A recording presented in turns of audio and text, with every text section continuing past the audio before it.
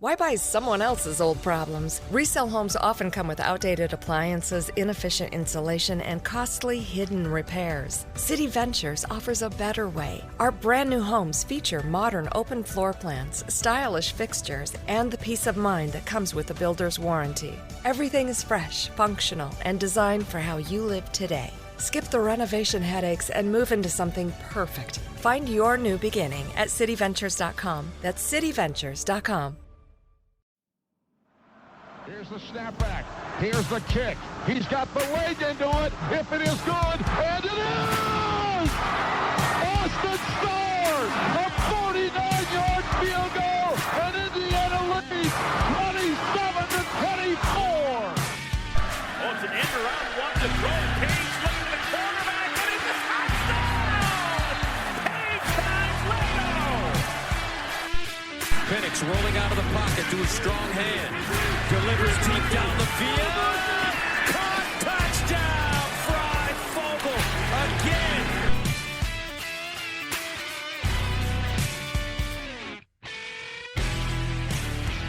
Hello, everyone, boys and girls, children and babies, fans of the Hoosiers.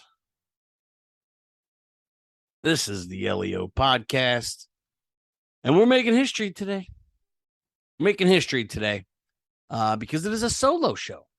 It is just me, Brandon Dubich, going to give you a Rutgers post-game podcast like we do after every IU game. Day late because my Pittsburgh Steelers also lost on primetime.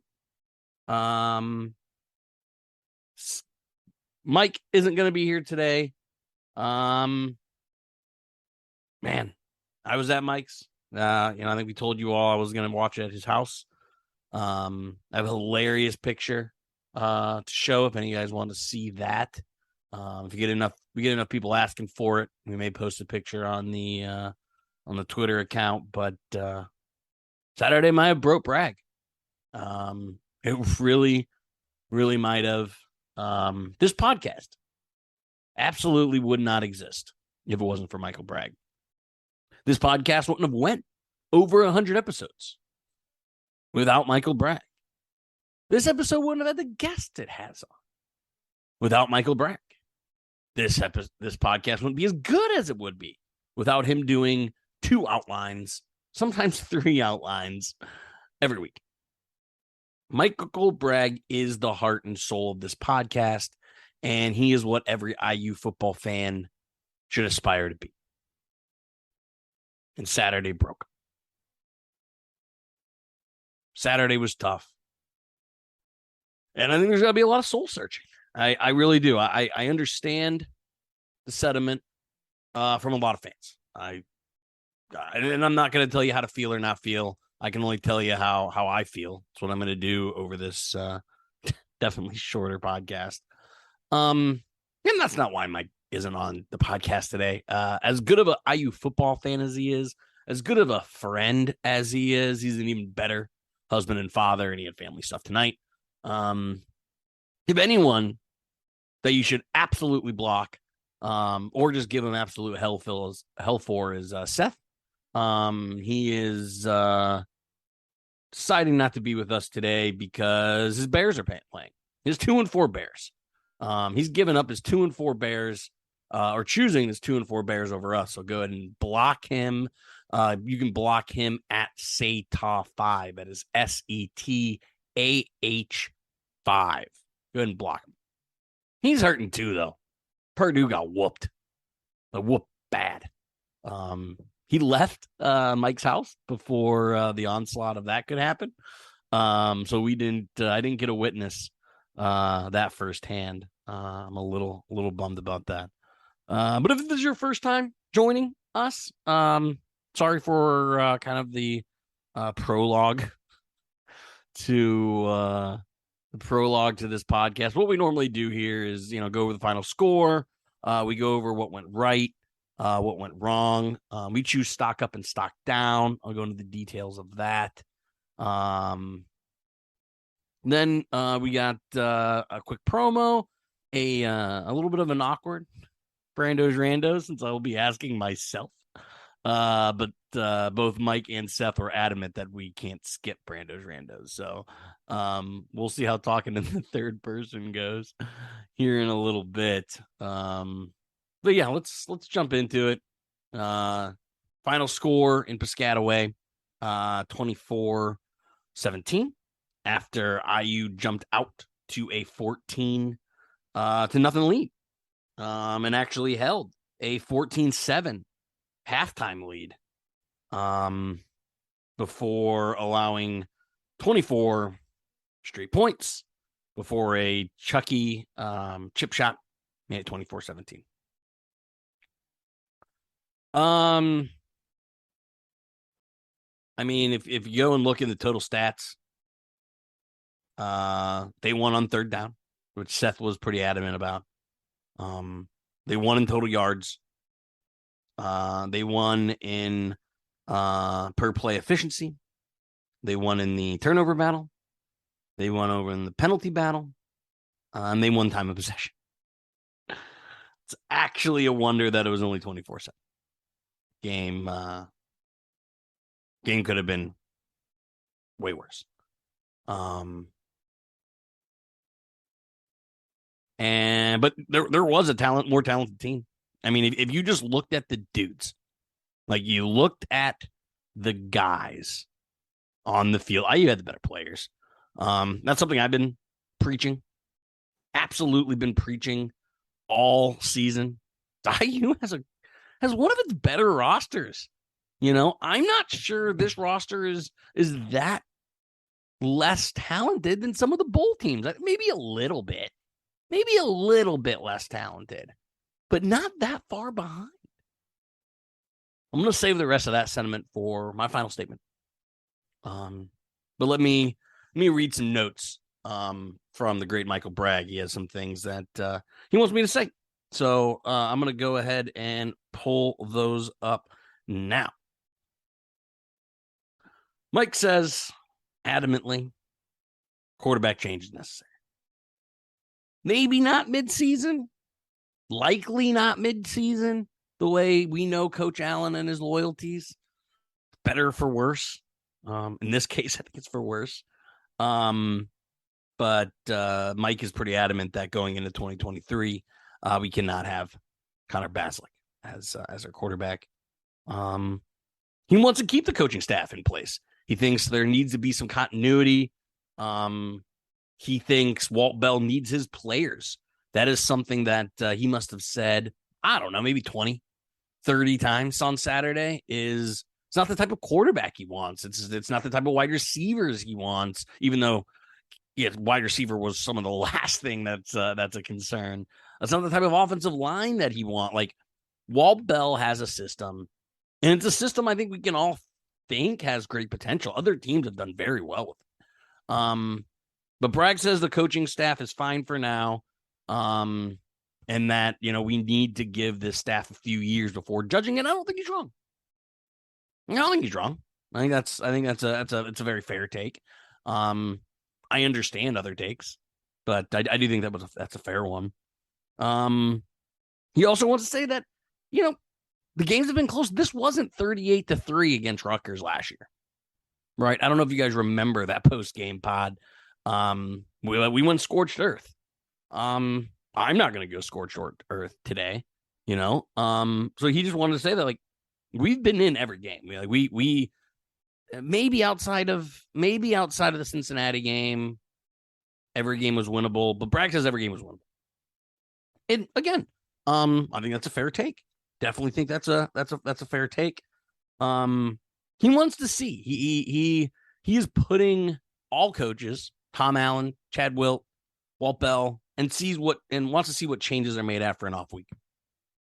Wants to see if things are cleaned up. Wants to see if the execution is better. Wants to see what's the difference. One thing is, I think it's fair. I can't remember IU drastically change anything mid-season. I think that goes back to Tom Allen's loyalty. Again, I think he has a plan, and he wants to execute that plan to the best of his staff and his players' ability. I don't think he's one to change direction even if the season's 3-5 and might be completely away. I don't think Tom Allen's the one to do that. And neither does Mike. Some other stats that I wanted to go over, just real quick before we jump into what went right and what went wrong. Connor Baslick's QBR was a 33. Noah Vedril's was a 33.5. Noah Vedral threw for 4.7 yards a throw. Connor Baslick threw for 5. Vedral threw for a touchdown, but I think we all saw he threw a number of very interception-worthy balls. They do it more in the pros than they do in college, but they rate every throw, right? They rate if a throw should have been an interception or shouldn't have been an interception. A lot of analytics go into that. Noah Vedral had a few that Indiana just couldn't capitalize. My point of bringing that up is, as bad as Basilic was, Noah Vedral was just as bad. And I mean that in kind of 2 points. I mean that in that that's the play we got of Connor. I've been ripping Noah Vedral for, it seems like a decade. Seems like so long I've been ripping Noah Vedral. It's basically who we had under center. Really, really was. The difference, the absolute difference, was Rutgers' ability to make big plays. Our IU's longest play was 35. That's it. Their longest play was 42. Then they had a 28-yarder reception. But really, this came down, and it bit us before, it bit us again, just bad penalties, bad turnovers, and just absolutely horrendous big-time opportunities and failing. Going 2 for 12 on third down, just unacceptable. It's absolutely unacceptable. And it's killer. They went 5 of 17. They weren't that much better. But I'm not a math major. 5's bigger than 2.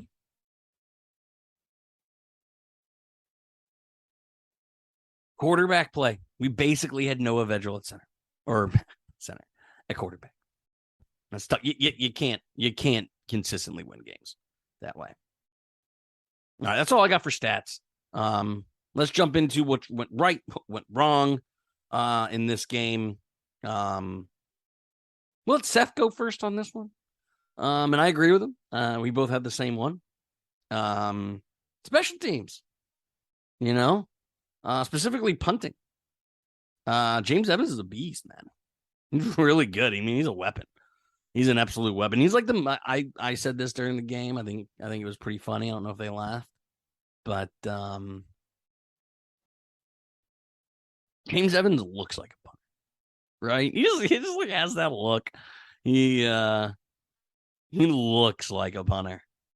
I just want to that doesn't really mean anything. But just look at it. If you haven't really had a chance to look at it, just look at it. He's the most punter that's ever punted.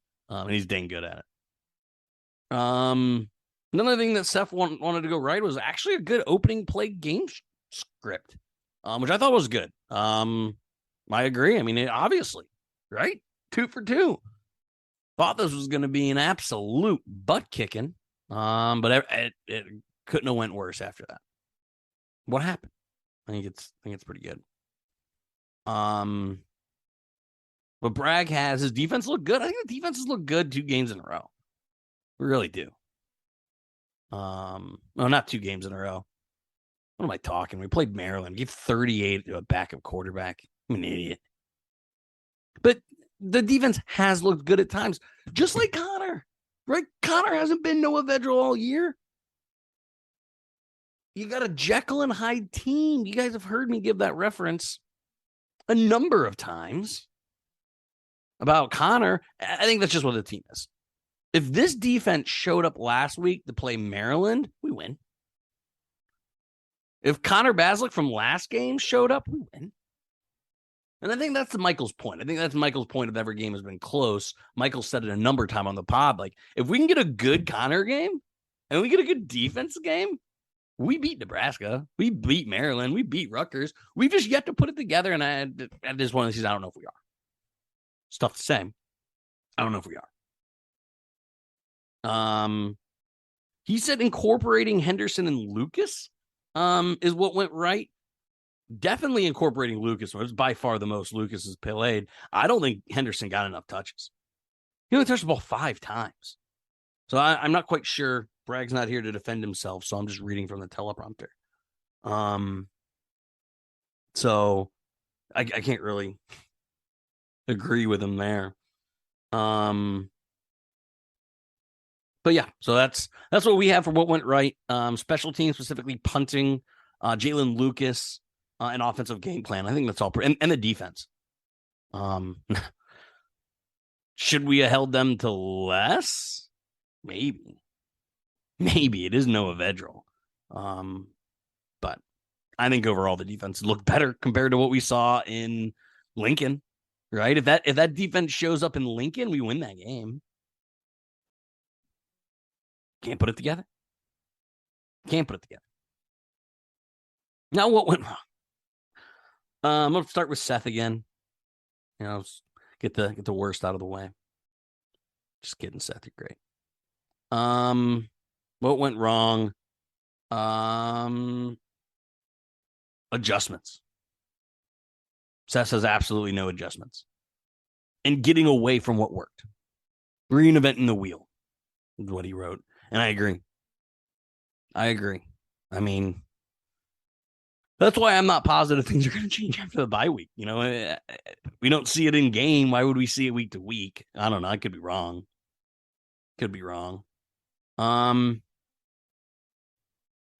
I think the coaching was really bad all around. I don't know how Tom Allen lets that play go off without getting a challenge. The touchdown. I mean, we lost by a touchdown, and there was a touchdown that wasn't a touchdown. And Baz, in my opinion, is number one reason why we lost this game. I think Tom Allen's number 2. We are LEO podcast. Obviously, after Tom Allen's famous moniker, he's been below average. The Steelers head coach is Mike Tomlin. He'd call it JV. I think Tom Allen's been very JV this year. And unfortunately, games he can't afford to be JV in.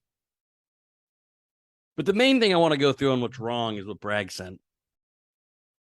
And he said inability to find a quarterback.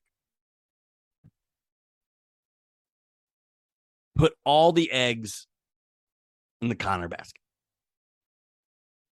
Now, backup quarterback is the most popular guy on the team. Everyone knows that saying, right? But spring ball, training camp, practice, is he really outplaying Jack Tuttle? I don't think, but if you ask Jack, I don't think Jack thinks so. And another thing Bragg didn't put on there was what is the reluctancy to change? Why? I mean, I hate to bring up Mike Tomlin again, but don't live in your fears. Like, is he worried? Like, oh, Connor's going to transfer. Win games. That should be the most important thing. And I don't want to say that's gotten away from Tom. I don't think it has. I think he probably wants to win more than all of us listening combined. But right now, he's not putting his team in the best position to win.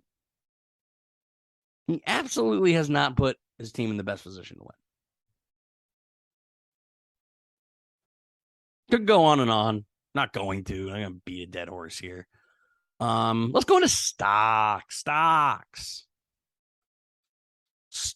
guys. If you haven't listened before, this is not a stock up. Doesn't mean we love the guy. Right? Stock down doesn't mean we hate the guy. We're just mean, his play is trending up.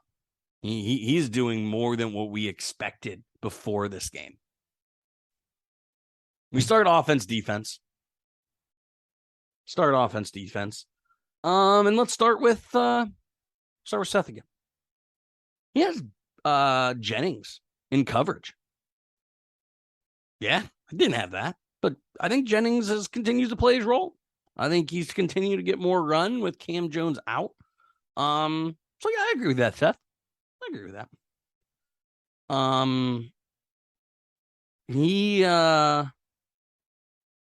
Bragg has Brian Fitzgerald. Hard to disagree with that. It's probably Brian's best game that I can remember. You've listened long enough, you know I am not on the Brian Fitzgerald bandwagon. I've probably regrettably thrown him under the bus too many times. But he did have a good game. I mean, he made some big plays in the secondary on balls. I think he probably should have had an interception. Probably. But he did. I mean, he did his job. Prevented the guys from catching passes, both him and Jennings. I have Matt Holt. I'm really surprised Bragg didn't have Matt Holt. When Noah Pierre is gone, because everyone knows this is a Noah Pierre podcast. When Noah Pierre goes, I think it's gonna be a Matt Holt podcast. I really do, man. The guy just does a little bit of everything. I'm not gonna even go there to say he is on a Micah McFadden trajectory because that would be insensitive and blatantly wrong. But Matt Holt, holy cow. This guy had zero expectation. I didn't even think this guy'd play, and he's played phenomenally. Another guy I had was Patrick Lucas. First time he made more than a play or two. The guy was all over the place. That guy was disrupting the run game. He was beating a fairly decent offensive line, a fairly decent run game from Rutgers. Patrick Lewis was absolute stud. Absolute stud. And then I also had Chad Wilt. I think he had his guys came to play. He had to.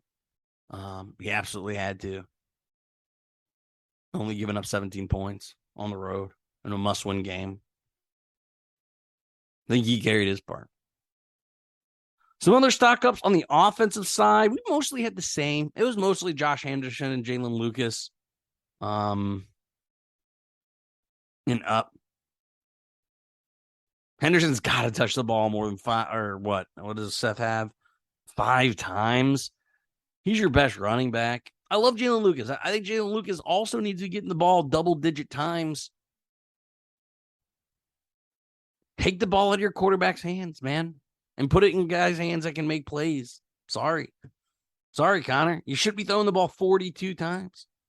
You shouldn't be throwing the ball 42 times and only running the ball with your 3 running backs 14 times.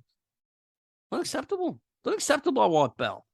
I get Bragg's, hey, he needs his players. He needs time. It's a system. I get it. But that doesn't mean I can't criticize. That doesn't mean he's wrong or he's absolute to blame. No way. No way. Some stock downs. Well, I'm a little bit all over the place, guys. I'm sorry. I'm trying to read 3 different outlines. I also have CEO. Thought he got absolutely blown up a few times. Patrick Lucas was playing way better. Tevis was playing better. CEO was just constantly 2 or 3 yards back. I don't know enough on defensive line to know if it's technique or strength or talent.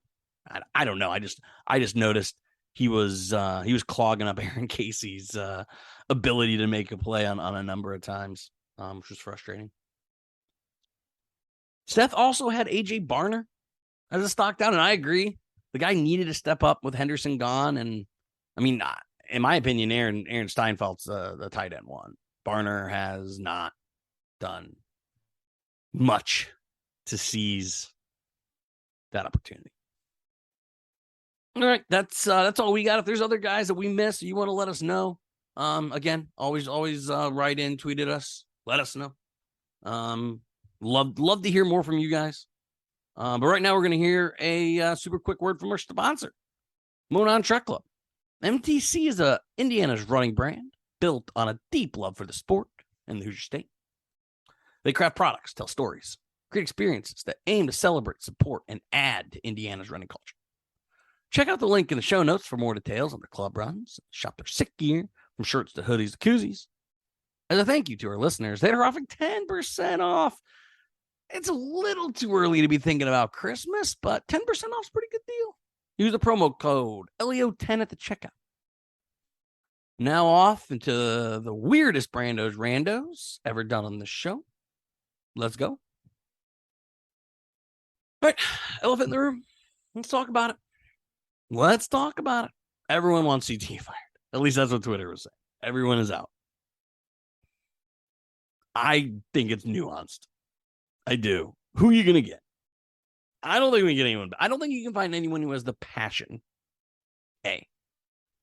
I don't think you found anyone that has the connections. B. I don't think you can find anyone that takes sacrifice. 3. I don't think you can find anyone that would be harder on himself. 4. Now, how much of those variables matter? Again, that's up for debate, right? I'm not ready to fire CTA.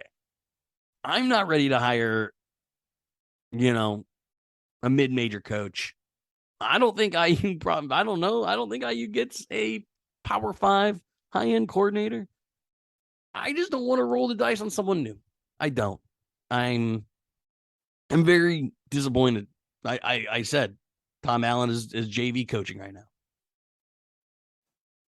But there's a wonderful woman. I'm not going to say her name, but she had something, are you really going to doubt Tom Allen? I'm not. I believe in the guy. Maybe I'm drinking the Kool-Aid.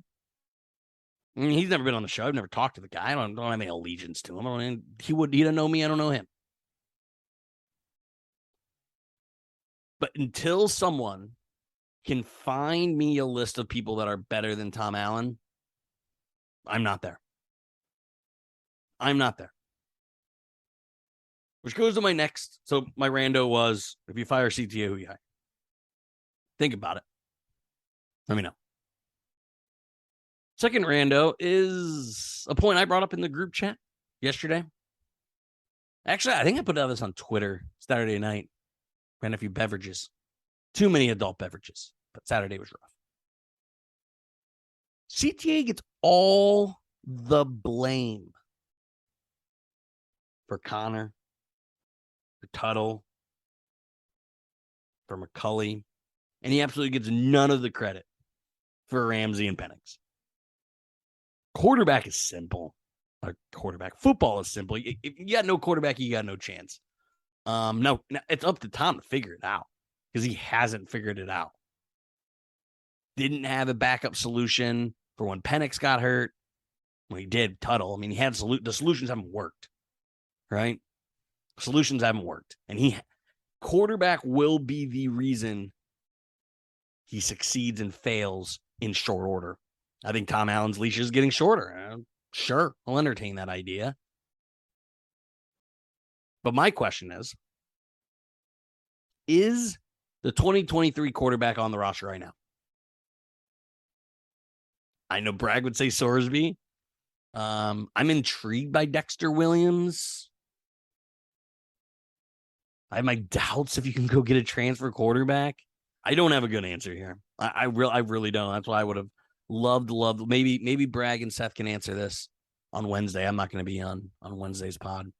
But is the 2023 quarterback on the roster right now? I don't know. It's really tough. Really, really tough. Last question that I have, and then we'll get out of here. Is this season, if it ends the way all of Twitter said it's going to be 3-9, not going to win another game. If it's that way, is this worse than last season? Is this worse than the injury riddled? You lose Penix, you lose Tuttle. That's a tough one. For me, I think it is. For me, I think it is worse. I don't remember. And again, this could just be time. This could just be time. But there does seem to be less execution. There does seem to be more self-infliction. There does seem to just be something off.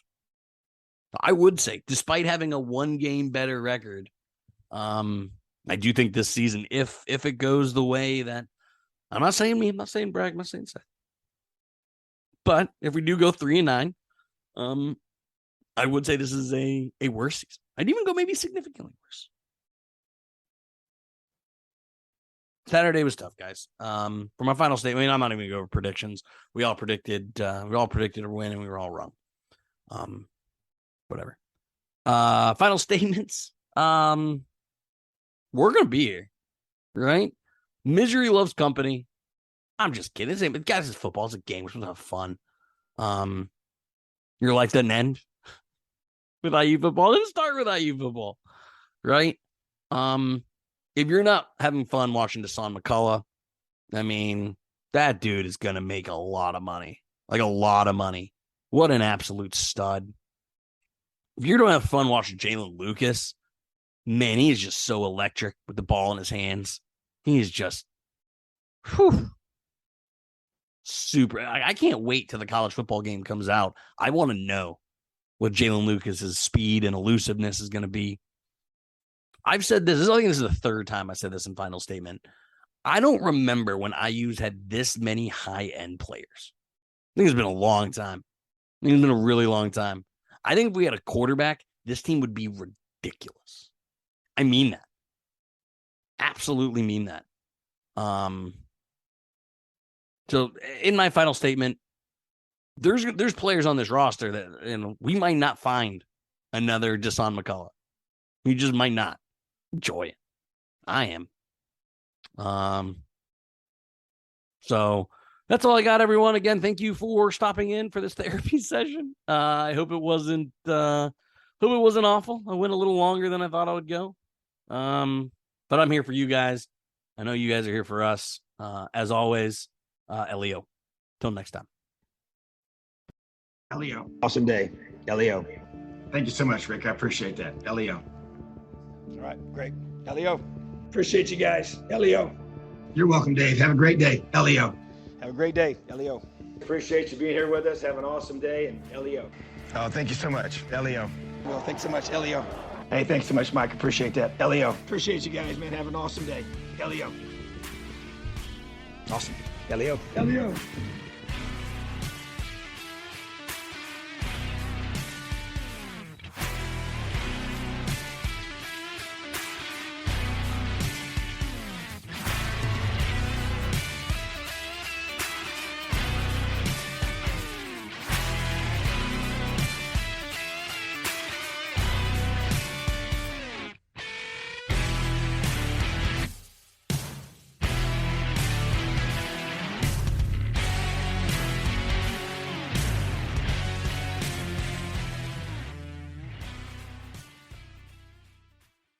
If you've been dreaming about a place where life feels a little more intentional, discover the Canopy in Sebastopol by City Ventures. This new community offers solar-powered homes, surrounded by mature trees, nature preserves, and walking trails, with a vibrant local downtown, renowned wineries, and the Bay Area all within easy reach. Enjoy low-maintenance living, refined design, and built-in eco-friendly features that make everyday life easier. Start your next chapter at the Canopy by City Ventures. Visit cityventures.com. That's cityventures.com.